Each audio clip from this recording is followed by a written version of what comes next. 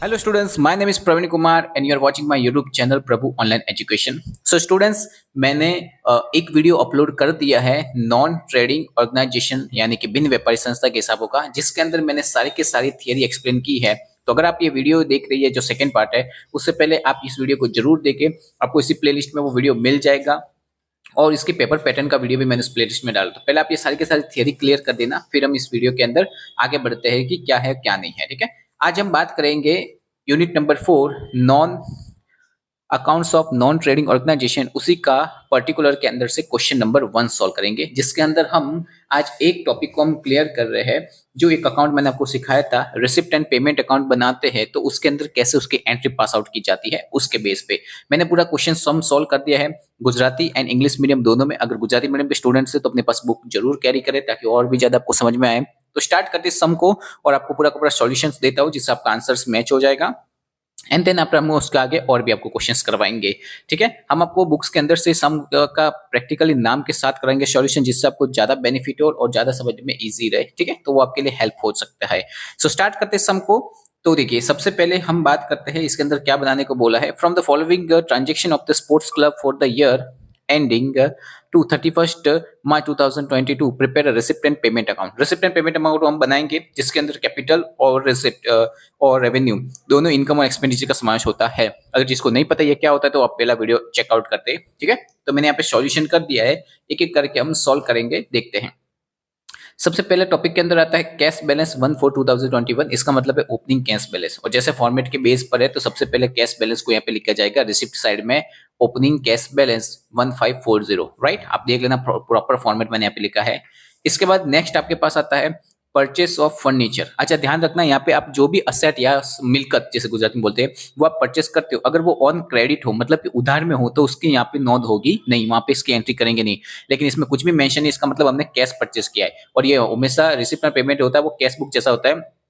तो purchase furniture करने से हमारा कैश जाता है, जाने का मतलब है एक्सपेंडिचर हुआ है, हमें खर्चा हुआ है यहाँ पे, तो हमने पेमेंट किया है। परचेस ऑफ फर्नीचर, फर्नीचर नहीं खरीदी, रुपया 3000। राइट, आगे बढ़ के हम देखते हैं सैलरी पेड की है हमने, तो कितनी सैलरी पेड की है 2800। ये भी हम लिखेंगे, कैपिटल नहीं बल्कि ये रेवेन्यू एक्सपेंस है, पर हम लिखेंगे यहाँ पे सैलरी, पगार लिखा है 2800। उसके बाद नेक्स्ट वाले टॉपिक में हमको लिखा है रेंट पेड, रेंट को हमने पेड किया है 1950। ठीक है, तो हम उसको भी यहाँ पे सिंपल सा एक्सपेंस है हमारा, तो पेमेंट साइड लिखेंगे हम इसको रेंट भाड़ू आप्યું છે 1950।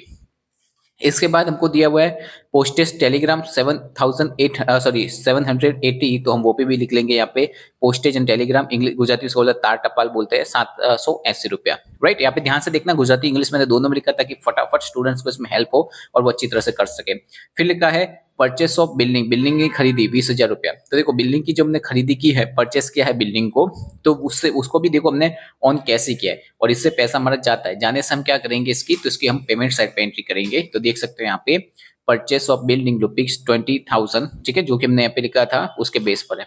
देन आफ्टर है परचेस ऑफ इन्वेस्टमेंट, रोकाणों की खरीदी, ठीक है, उसकी भी हमने खरीदी की कितनी 4000 की थी, यहाँ से भी परचेस ही माना जाएगा हमारा, तो हम इसका भी सॉल्यूशन यहाँ पे कर देंगे। ये रहा परचेस ऑफ इन्वेस्टमेंट ₹4000 रोकाणों की खरीदी। अब हम आते हैं इस साइड पे, सामने वाली साइड पे आके चेक करते हैं क्या क्या हमको दिया है। तो सबसे पहले हमको दिया है यहाँ पे सब्सक्रिप्शन। सब्सक्रिप्शन का मतलब क्या होता है, लवाजम, जो कि मैंने बताया था इनकम होती है, और 3 ईयर का दिया है। अब जिन लोगों ने इनसे पहले मेरा वीडियो देखा होगा उनको पता होगा, तो फॉर्मेट के अंदर मैंने बताया था कि अगर 3 year current year, last year और नेक्स्ट ईयर यानी कि चालू वर्ष, अगाउना वर्ष અને ગયેલો વર્ષ હોય, એ ત્રણેયનું આપણે શું કરવાનું હોય છે प्लस, यानी उन तीनों का हम यहाँ पे करते हैं प्लस करते हैं। तो हम देख लेंगे हमको तीनों ईयर का दे। पहले तो हम समझते हैं कि हमको कौन से ईयर का प्रिपेयर कर रहे हैं, 2024। तो ये हमारा जो है ईयर, ये हमारा करंट ईयर है, चालू वर्ष है। इसके ऊपर वाला ये प्रीवियस ईयर है, ठीक है, और ये हमारा लास्ट नेक्स्ट ईयर है। तीनों को हम क्या करते हैं, इस क्वेश्चन अकॉर्डिंग टू फॉर्मेट हम तीनों को क्या करते हैं प्लस। तो यहाँ पे देख सकते हो लवाजम सब्सक्रिप्शन में करंट ईयर प्लस हमने किया लास्ट ईयर का और नेक्स्ट ईयर का, तीनों को प्लस करके हमने क्या करते हैं इसको कैरी फॉरवर्ड करके बाहर कर दिया है। इसके बाद हमारा आता है सेल्स ऑफ स्पोर्ट्स इक्विपमेंट। अच्छा, स्पोर्ट्स इक्विपमेंट को सेल किया है, मिलकतों વેચાણથી આપણને શું થાય છે, આવક થાય છે, અને આવકોને હંમેશા કઈ બાજુ લખાય, रिसिप्ट, यानी कि रिसिप्ट के साइड पे हम लिखेंगे, यहाँ पे देख सकते हो, ठीक है। Sales of sports equipment 33,050, right, 3000 sorry 33 नहीं है, 3350 है समथिंग। एंड देन आफ्टर इसके बाद डोनेशन रिसीव्ड। वैसे तो ये डोनेशन जो है वो कैसी इनकम मानी जाती है, तो ये जो इनकम है हमारी कैपिटलाइज इनकम है, बट रिसिप्ट और पेमेंट में कैपिटलाइज और रेवेन्यू सॉरी हाँ, रेवेन्यू दोनों इनकम आने से हम इसको यहाँ पे लिखेंगे डोनेशन रिसीव्ड को एज इट इज यहाँ पे लिखेंगे। तो हम देख सकते हैं यहाँ पे आ सकता है हमारा रिसीव्ड डोनेशन 5000 वार्सो मळे। मैंने गुजराती में लिखा तो खास आपको ध्यान रखना है। इसके बाद इंटरेस्ट रिसीव्ड होगा, इंटरेस्ट रिसीव 3000 है, यानी कि आपको आवक हुई है, पर किस चीज की आवक हुई है? इंटरेस्ट यानी कि ब्याज नहीं आवक। गुजराती वाले अपने बुक को पास में रखना तो ज्यादा अच्छा आपको समझ में आएगा।